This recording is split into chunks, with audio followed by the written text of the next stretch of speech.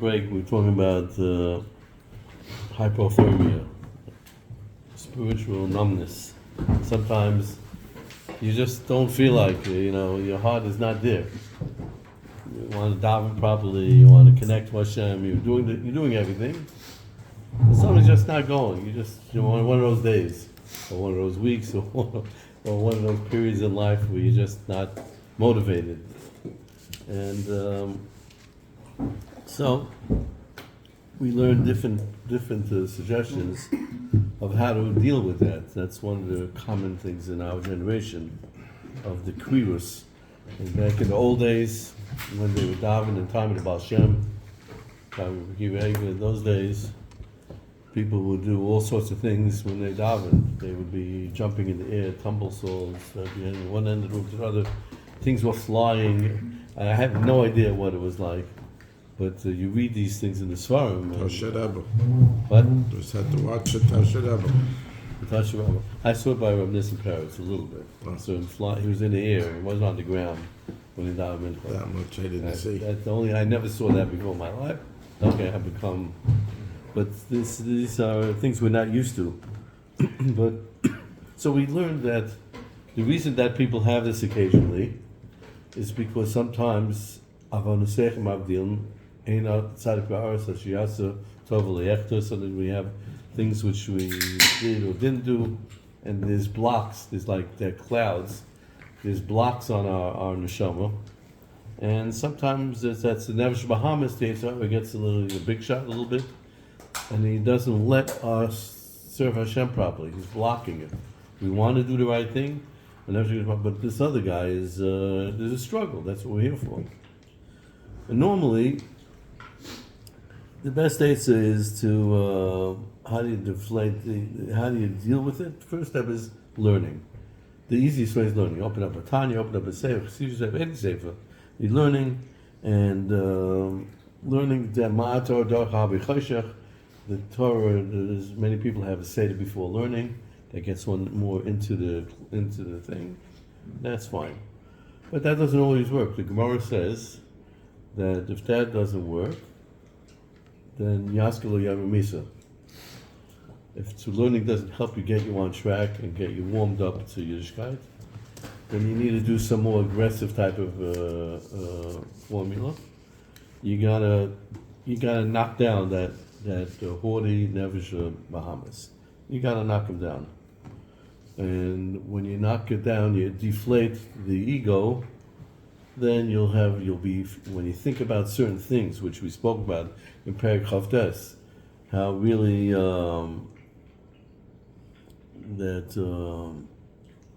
we're really one of the worst things in the world, in existence, the human being.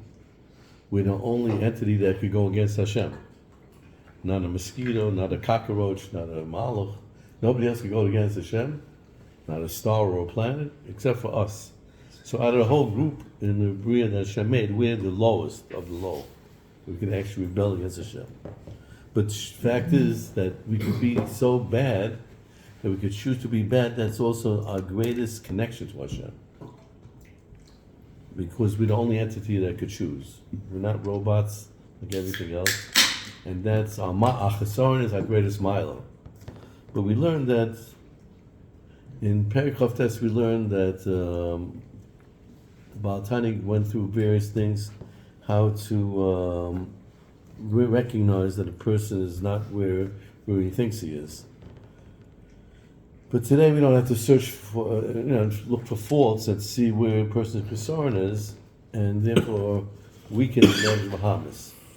In our generation, nowadays it's much easier because anyone who's sincere doesn't have to look too far. He doesn't have to rewind and look back his whole life to see maybe one time he had a machshava raw or he did something wrong. We don't have to go back all the way. We have to rewind, go back to the beginning. But bottom line is, the Tanya said in perek Chavtes that if learning doesn't work, then you need to rip away at that Nefesh Bahamas, either by contemplating all the negative things, or deflating the ego that way, or another answer is to scream at it. Just yell at the Nefesh Bahamas and that knocks it down. Explain how that works. Without going to Cheshbonis. What? How is that like? What would We that found, look we like? found that when they went to Israel by the Meraglim, after the Meraglim, they said, how could Hashem take them into Israel? 31 kings. We had, Mitzrayim was one king, but there's 31 kings. And we find out after that, Moshe Rabbeinu didn't give them a whole lecture in Emunah. What do you mean? Hashem is called Yochel. If he can take it, one king can get through. He didn't say that. He just yelled at them. He said, no, you're going to be die here, you're not this. And that was a shock. And the reason that works sometimes with Nefesh Bahamas is because the Klippa, the Nefesh Bahamas doesn't lie. It just hides the truth. It's just, all this is a camouflage, it's a covering. Hashem gave Klippa a very big power. What's Klippa? What's Nefesh Bahamas? It's a block. It could block your neshama, it could block Kedusha. It's very powerful. It's the most powerful thing. Like a nut, the shell. How's that not a lie? What? So it doesn't lie, right? How's that Right. not a lie? It's only a camouflage because that's what I was saying. If a little bit you knock it, it disappears. It's like a cloud. It's really false. It's not really a lie. It's a lie. Just It's hiding. omission. What? Omission, not commission. Exactly. And it's so, and it's sort of like, so when you knock at it, and when Moshe Rabbeinu knocked at them, it's like sometimes when you want to get oil out of an olive, you squeeze the olive and out comes the oil. Sometimes we have to put a little pressure on Nefesh Bahamas, knock them down, yell at them, and then out comes the yard. There's no mamoshes. Then it's only a bluff. The whole thing is Nefesh Klippa. What does? I'm sorry to sit on this question, but like become a stalmo chassid and yell by davening. I'm like, what does yelling mean? I mean, yelling to Hashem. Practical. Yelling at the Nefesh Bahamas, screaming at it, not verbally. Right. But So saying like, that how you're are not- we doing this? That you're nobody, you're Meshugas Masuv, why are you blocking me? Just recognizing that it's holding you back in the way of Hashem. That itself is So looking at it as a separate entity, a little bit woo talk, but looking at it as a separate entity from yourself and being that's the first thing. attacking it. That's the Saying, key to the whole thing. We are not going to fall into your. Remember we said in the beginning, the first class we had over here, when we came into the first year, we said, guess what? You can learn something very new. You can learn something that is not you, there's two of you. We asked per personality. Everybody here has two. We have a Nefesh Bahamas and Nefesh. Who are you? Who's the real you? Is it your body? Is it your neshama? But we have two neshamas. They're two different things. One guy, he'll step back. He was created just to try to give you the schusim, to get you off track. But if you yell at him, he's only doing what Hashem wants. But once you yell at him, he packs into place. That was basically what we said in the last chapter. Now we get to perek Lamed. And so the thing is like this. So if we learned till now that really we have an Nefesh Bahamas that can rebel against Hashem, so don't be such, the person lowers himself. Once he's more humble, then he could start warming up to Hashem. But a guy could say, you know what? Say, Soros Rabim Chatzi Nechama. Or in English, misery likes company. If I was the only one created, it's one thing, but everybody in this room and every human being was created with Yetzer Hara. We all have it, and that's why we were created. So you're saying the Yetzer Hara and the human being is the worst thing in the world? Okay, maybe I'm the worst thing in the world, but I have a lot of company. I have 8 million Yidden and maybe 50 million. I don't know how many human beings that there are in the whole world. There's hundreds of millions of people with the same Tsaron. So I'm not going to let that affect me. So how does all that instruction in Perek Avdes of explaining how low we are as a human being can affect an individual who needs to be Avodah Hashem? So that's where we get to Perek Lamed. Perek Lamed teaches us something one step further. Now, don't get disappointed. This perek is going to be a tremendous perek for parents, teachers, rabbeim, and everything. But first thing to tell us, that a Maim Chazal. Because remember, we try to break our heart, break Lev Nishba. We want to break that shell that's covering the pit, that's covering the nut, that klipa. We want to break the klipa so our neshama could shine out. We could serve Hashem properly. What does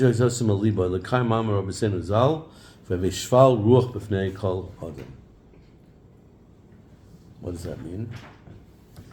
You know, there's a difference between anava, humbleness, and shval ruach. Be lowly. Aniyus, anava means that a person recognizes all the gifts that Hashem gave him is very nice, but if somebody else had those gifts, he'd probably be better. And so the honor of recognizing that everything that he got is really a matana, is a present. And somebody else will get it, he would be better than him. So that makes him an honor. Shiftless means the other way around, that he's really lower than the next person. The honor thinks the next person is higher than him, but he doesn't lower himself. The honor looks at the next person, he's better than me because he could have my gifts, he would go better. The shuffle looks at the other person and puts him lower down, but he's worse than him. So the marshal of the Anav, who's the greatest Anav? Moshe Rabbeinu. It's brought down that Moshe Rabbeinu had a history book, a little different than ours. It went ahead. So he would turn the page and go to the next generations. We got to our generation, the last generation before Mashiach coming. From that, we became the greatest Anav. So this generation, so many thousands of years, so many generations after Har Sinai, and we're still holding on, and we're doing mitzvahs, and we're fulfilling the Torah, and we're learning and everything. In this end, we have the internet and all these different distractions, and nevertheless, the light of Torah is shining brighter and brighter. Even Moshe Rabbeinu became the honor of Mikol Adam from this generation. Because again, it's preparing it. If I would be in that situation, if I would have that, who knows how great it would be. That's an honor. Shiftless means that you have to be lower than anybody else. You have to look at yourself as lower than any other human beings. And that's a whole different story over here. And meaning that not only that you're on the bottom of the tandem pole of everything, that you're a human being that could choose to rebel against Hashem, but of all the human beings in the world, you're the lowest of all of them. Not only of the Yidden, but even the non-Jews, even the terrorist that blows himself up or kills somebody, you're lower than him. How could that be? So normally people see what is the Ma'am Chazal mean? What is the Mishnah telling us? So some said it means, doesn't mean b'fnei kol, not everyone. Obviously, it doesn't mean the Rasha Marusha. It means Torah al Rav Tadaper. The Torah usually talks about most, in general. Most people, they're not the lowest, but certainly it doesn't mean to say you're lower than the ISIS, the terrorists. You gotta have a din adam. What? You have to have a din adam. Well, we'll see that in a minute. Then again, others say that no, it doesn't mean that. It means I have to behave like I'm more humble, even if I'm really greater than another person. But the Baal HaTanya doesn't hold that that's true. The Ma'amar Chazal is Emes Lamitzah. He says that it means, what is it? Emes Lamitzah. This is not an exaggeration. This is not a generalization. You have to be lower than every other person.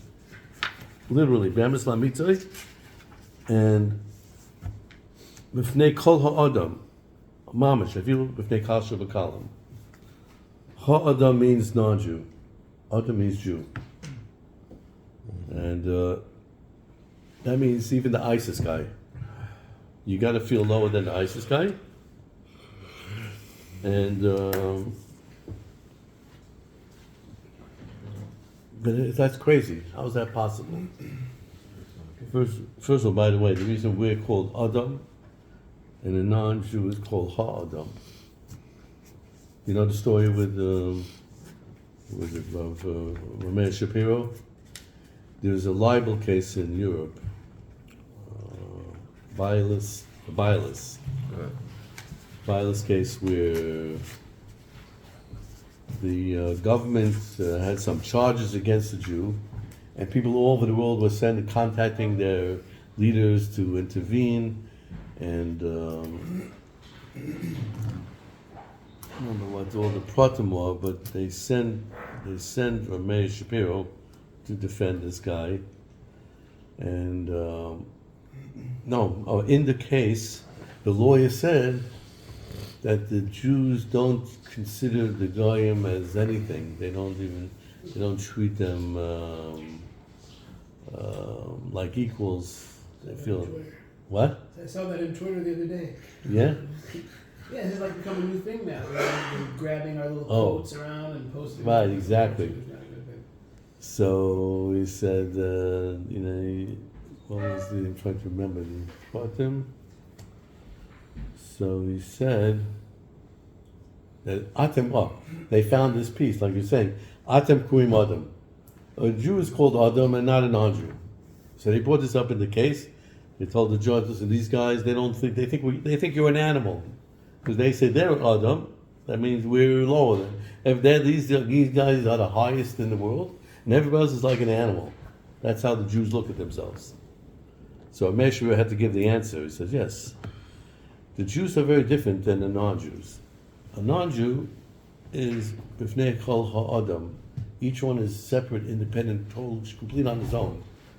If this guy, Joe Schmo in Philadelphia has a problem, nobody cares less. That's it. When there's a Jew here, this Bialis guy sitting here in Europe, in Russia, in this court case, you got people all over the world worry about this guy. They're not related to him. They don't know who he is. They never saw him in their life. Why? Because the Jewish people as a whole are called Adam, one, single. They're all one body. It's not different like the toe and the head. It's all part of one body. So if the toe hurts, the head is going to feel it. They don't consider themselves complete. They're incomplete, and they're only complete as a group. And that's what they're called Adam. But a non-Jew, he's complete. Each one is on his own. So he's Sholem. He doesn't need the other guy. That's how he was able to deflect the sinner. But here the Baal Tanya is very exact. Every letter is exact. B'fnei kol ha'adam. When it says in the Mishnah that you have to feel lower than everybody, it means the guy who killed out these people today and yelled whatever he said, you have to feel lower than that.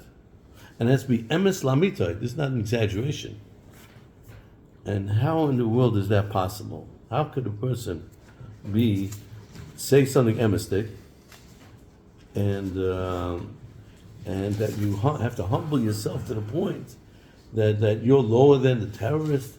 How is that possible? So we learn a tremendous insight now, tremendous, unbelievable thing about being non-judgmental to people in this world. This perek is a tremendous gift. It will help people in their relationships between one another, understand other people's struggles. This perek could mamish change your life, and your life in your relationship with your family, your wife, your kids, your friends, your associates. It's not an easy perek. What we're going to learn now, you can fly right over. It's easier to read the words than to incorporate it in your life. It's a difficult avoider, but it's well worth it in long terms. You take the instruction that we're going to get now about all this. We'll see how it could change things. So we know that Chazal say, "Have it done kol adam l'kavschos." The first thing is when you see something do something wrong, get all the facts. First, make sure you got all the facts. Maybe there's some mitigating circumstances. You see you heard some guy is driving on Shabbos. Maybe his wife is expecting him. First things you got to get all your facts straight. Whenever you hear a story, don't jump to conclusions. Have you done this kolam l'kavschos? Whatever. Let's say even after that, you find out that it's so, that the guy did something wrong. Then we have another chazal that says, Al tadanish chavercha asher tegiel l'makarma. That's the spirit. Don't judge a person until you're in his circumstances. And that's a tremendous, tremendous thing, because in general, when we judge people, we hear something about somebody and we confirm that it's so. Then we make a judgment, we're basically putting up a wall. We're building a barrier between us and that person. You know, one of the worst things that a parent or a teacher could say to a kid is, how could you have done that? The minute you say that to a child, what happens is, that's it. They close up. The kid thinks, oh, this guy doesn't, they don't understand me.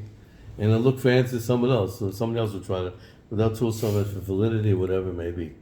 You're not allowed to, you basically, when as soon as you judge somebody, you cut yourself off from that person. So how does it work? Well, so the answer is, you can't judge a person by their actions, but you have to judge them by their struggles and the circumstances they're in. We can't judge our machaber. So what do you mean? How could they have eaten the tree? If I was there and I had 1 million trees to eat from, and I had only 3 hours, I would have never eaten from that tree. I would have eaten something else. I had a pomegranate or an apricot. You know, or if you were in the time of whatever, the Meraglim, or the Isa Egel, I wouldn't have joined them to bow down to some Egel. I mean, that's ridiculous. But the truth is that we don't understand their Avodah Zarah, and they wouldn't understand our Avodah Zarah. We also have an Avodah Zarah. It's called money. Money, why would anybody but don't remember understand what money is. They didn't need money. They had mun. Money comes from Lashon mun. They had mun, not money. But we can't even understand a person's situation unless we're not in it. So the idea of being judgmental means they're not taking into consideration the circumstance that a person is in. I'll give you another dogma. Let's say a person had a hard day at work, very pressured, comes home late at night, the kids are everyone acting up, and he yells at one of the kids. Okay, that's not something you should do. He got stressed out, but it's normal, it's no reaction, because we all can relate to something like that. It happens to us as well. But let's say you're here, the same guy came home after a tough day, and what does he do? He runs out and goes to McDonald's and buys a cheeseburger. Now, would that sit okay with you? That wouldn't sit okay with you, because it's totally not normal. It's not a reaction that you could relate to. If I was in a stressful situation, I would never do that. So now you're judging the other guy. How could he do that? And that's what Baal says. You can't judge that person, because then you're condescending. You're implying that if it was you, you wouldn't do that. But you don't know what his Yetzer Hara is or what he went through, and therefore you're making a judgment. And that's what the Baal Tanya wants to tell us now, that no matter how bad this Kal Shabakalam is, no matter what, another human being, no matter what terrible thing he did, you don't know where he grew up, in a city, what family, yes, I mean, not kids, what things this kid went through in his life, how he was brought up to become the terrorist that he did, blow himself up, what family background he had to get there. Who knows if you were in those same circumstances, if you would have not been the same way or worse. We can never know that. We can never judge, and that doesn't justify what they're doing. We'll see, that doesn't give them a terrorist. They're Russia and they're doing Avera, but you have to, the way you look at it is, you can never judge another human being and see where they were, what they did. So, because really, when you judge something as being totally dishonest, and you're lying to yourself, because you never know that struggle that person did, if you would have been able to withstand it as well. Hashem gives everyone struggles. Maybe if he gave you those struggles, you wouldn't have made it. So that doesn't make you a better person. So when a person looks down at somebody, condescending or judging another person, it's really dishonesty, because how does he know that he's better than that person? So when we do judge someone, we're projecting ourselves on others, and that's what Chazal say, that al tonish, as he says here, don't judge another person unless you're in his shoes, and the way his life, his circumstances, and you have to take into account his whole life from the time he was born till he got to that point. All that is part of the picture. For example, this guy worked all day, was out in the streets, sitting out in the markets, and we see all things out there. That will build up his Yetzer Hara. He sees things. Besides that, the circumstances are going him to sin. Also, naturally, this guy may have a Yetzer Hara that's boyeb katana boyofa, like an oven that's flaming up. Everyone has different Yetzer Haras Hashem creates at different times and gives to a person. Some people are more cool. Some people are more chumam.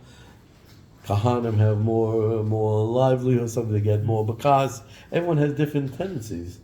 And so it could be this guy is in the wrong places, and he has a real strong Yetzer Hara. So it doesn't justify him. At least you have to understand him. On the other hand, somebody who doesn't go out into the market, is at home most of them, in yeshiva, and even if he does go out, maybe doesn't have that nature, he's more cool. Not everyone has the same Yetzer Hara. So, actually, the in the old days they used to hire someone called a Magid. Today we have Rabbanim, a Rav in the shul. They had a Rav, and in the yeshivas they have a Rav, and they have a Mashgiach. Mashgiach is usually the guy who makes sure everybody comes on time, gives a person chizuk or whatever. In the old days they had a Rav in the community, and they had also something which they paid someone rotating called a Magid. Not a Magid from Shemayim that the Beis Yosef had, an angel. They had a down-to-earth Rav Magid would come yell at the people and to put them in their place. Like you think to knock people down, to do perek chavtes, a live perek chavtes. And that was the avodah. Before the Baal Shem came, that was the avodah that people felt to get close to Hashem. They needed to knock it down. That's where it came from. The Zman of the Magidim was before the Baal Shem Tov, and so people were very, very. They didn't hold themselves that much. And then after Kshes Tach V'Tat in 1648, after the physical destructions and spiritual, they were really lost. That's where Shabbos Tzvi came in and others to try to grab people and give them a little bit of a lift. They brought them down further. Then the Baal Shem came in and said, no, they were different avodah, not from knocking people down, we have to lift people up. But the Gra was one of the people who hired a Maggid to come to give him Musar. Because everybody wanted to have something to tell them Musar. They loved to hear Musar because that was their whole idea to get better. Who did he hire? The Duvna Maggid. You ever heard of the Duvna Maggid? He had to have his books now, his stories and things are fascinating. His stories, his parables. The Duvna Maggid, what Musar are you going to tell the Vilna Gaon? So he would come and he'd tell the Vilna Gaon. The Vilna Gaon had windows in his room, but the windows didn't look out straight. They were like tilted upwards. You could only look up at the sky. Couldn't look outside and see what's going on outside. So you say, Vilna Gaon, you think you're such a big shot. You're sitting here all day, during day and night. You don't know what's going on outside. Who said maybe if you're sitting in the marketplace and people walking by and this and that, that's going to distract you from learning and take you away from whatever. That's how we would knock him down. Same idea over here. That's the mussar that the Maggid would give. And the same thing here, the idea is you see somebody doing something wrong, you don't know what his circumstances, where he came from, where he grew up in. So the really question is, why is he called Kal Shabakalim? If this guy, his circumstances, well, he got a big Yetzer Hara, a real strong Yetzer Hara. And he's out working in Manhattan and all these places. So what can he do? He shouldn't do an Avera. So the Baal Tanya takes us, maybe we should be B'danim L'Kav Schus. The Baal Tanya said no. Because it's not an excuse. We can't judge the person, but that person has no excuse. Why? Because the guy could have the biggest, strongest Yetzer Hara in the world. All days out in the streets. And there's no excuse for Averis. Make a Rasha Gomer. He's called a Rasha. This ISIS guy is a Rasha Gomer. Because with all that, the fact of the matter is, the Pachad Elokim, the fear of Hashem should have protected. If he would have had fear of Hashem, it would protect. It would block. Doesn't matter what kind of Yetzer Hara he has. He should have had control over himself and rule over his taiva and his heart. Hashem created a human being that we don't follow like an animal. An animal, the heart, we mentioned this many times, the heart and the mind are on the same level pretty much. You see a cow walking down the street, he's got his head pretty much in line with his heart. So if his heart sees a nice piece of grass across the street that he likes, his mind will explain to him how to go, and he'll go get it, then finished. His mind is not in control of his heart. The heart is in control of the mind. The heart tells him what to do, tells him what it wants to do, and the mind figures out how to do it. The human being, Hashem put the mind, the human being is created standing up.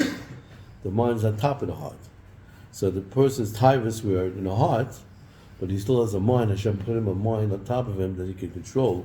He could be shuttled on the left. So it's not an excuse. This other guy did something wrong. He has no excuse to say, well, I grew up in the third world, and this is what I was taught. And this is because naturally every human being still has a brain on his head, and if he just uses it, it's the best computer in the world, better than AI, in spite of what they tell you.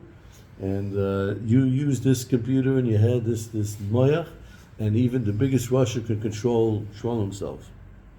Now, I'm saying that it's easy. It's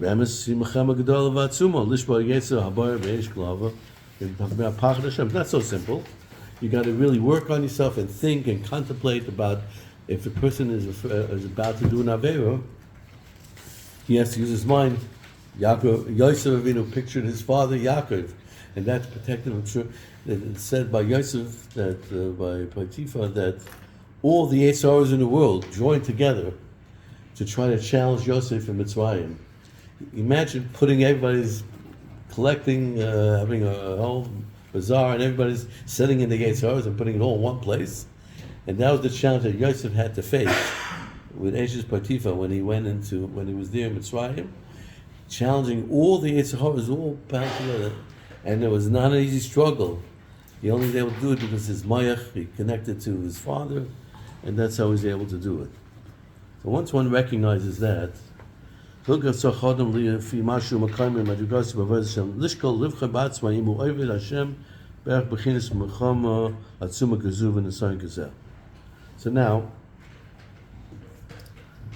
the person has to recognize that no matter what situation he's in, he has to look at himself and see, am I putting up the same koiches to overcome my Yetzer Hara or that I expect this other person to do? When we look down on others, we're judging others, we're making ourselves superior. But the message of Perek Lamed is to recognize that each person has much more that he could do, and therefore he has to look at himself as lower than anyone else. And even if a person doesn't have averos, nevertheless, you always find things which he needs to struggle on to get better. And he's give you some examples. So, example, we're talking about a regular guy who's showing Torah mitzvahs, He's not doing big averas. You know, we may miss minyan once, we may not have kavanah in the tefillas exactly like the way he wanted, but he's not robbing banks and not blowing up people. How does he fit in with all this? How did he become Shvar Ruch B'nei Kol Adam? Because he has to take the things that he does do. Is he challenging it? The Russia, we expect for him to overcome those struggles with his mayach on his head, even if he was brought up in the wrong place and had the wrong education and the wrong kind of life. He's responsible as a human being. Hashem gave him the ability to think, and he should be doing the right thing, and he'll be punished for that. And he has to rectify that. And the Jew, this person who's reading this perek in Tanya, has to think, well, do I put that same effort in to make sure that my avodah Hashem is at least more on par with where it should be, by putting that same energy in it? So he gives an example. Going, take that something which happens every day, daven. And really, davening is supposed to be in a format, lishpach nafshu l'fnei Hashem b'kol koich hamamish, ad mitzvah nefesh. There's more down. What did I write in here? Oh, yeah. The Sifrei said, the Medrash says, b'chol nafshecha, you say in Mekrishra, it means davening. You have to daven, putting your whole soul in it. You have to really be into it. Oh, now how many people are able to do that every day when they daven? Put their whole life force into their davening. That's a major struggle against the Yetzer Hara. Oh, this is a nice Yetzer Hara. The other Yetzer Hara telling you to blow up people.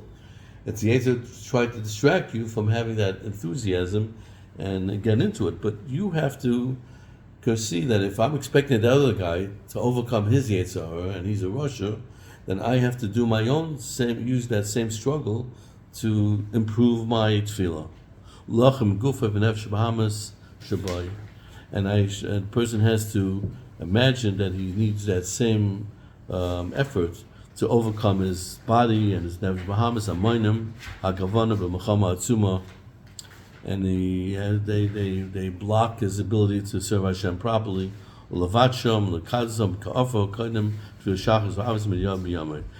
a kavana person has to have before he davens, to somehow recognize Shvar Ruch B'nei Kol Adam, meaning we'll see soon that every avodah has to be b'simcha. There's only hachana for davening, that before then we have to try to turn up our effort a little bit to make sure our davening is meaningful by saying, listen, I'm expecting everybody else in the world, I'm judging other people and I shouldn't be, because I'm not in their matzav, but in wherever makom that I'm in, I have to use effort at least to do the best that I can. But gam b'shas atfila, ligam atzu b'yigias nefesh, a person has to struggle. B'yigias basik, m'shaval kam barichas, as explained later on. So therefore, if a person is not at that level yet, he's davening regularly, he's happy that he just says the words. And if he says the word properly with diktuk, even he gets an extra check. He's not up to this level of really living in the tefillah. Then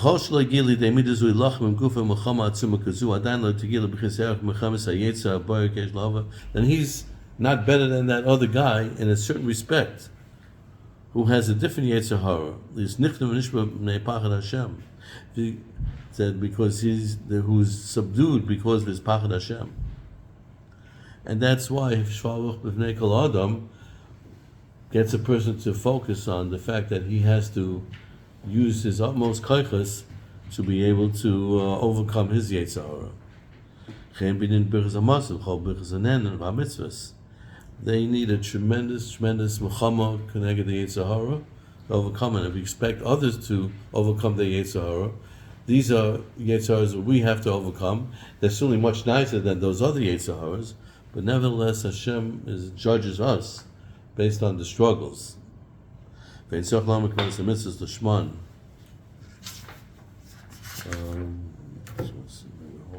stop over here. Yeah, so just to summarize, we can go more into, I want to spend more time on this next part, but what we basically got until now is that this part, the first part of the perek, is teaching us that we can never judge others.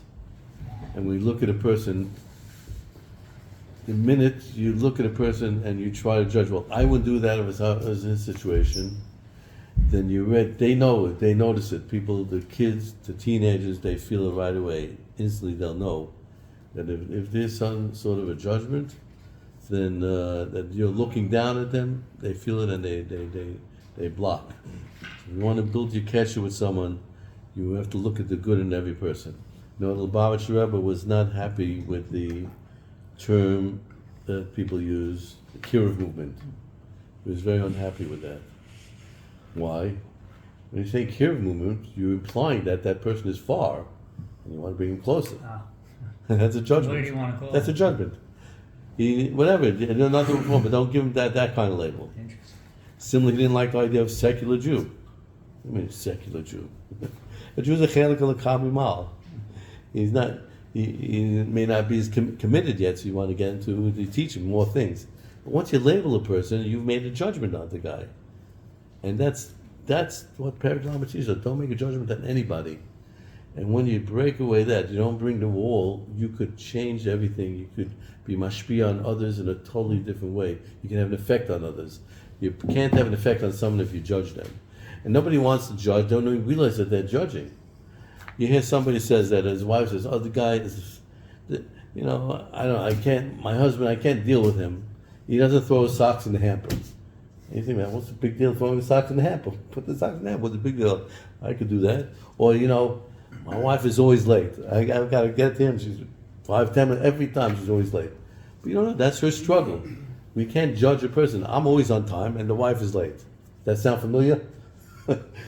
We all know what that sounds like, but you have to realize, put yourself in that position. Maybe women have these type of struggles. They gotta, put all the different things, makeup and dresses, all these things they gotta prepare for, and some people are never on time. That's their struggle.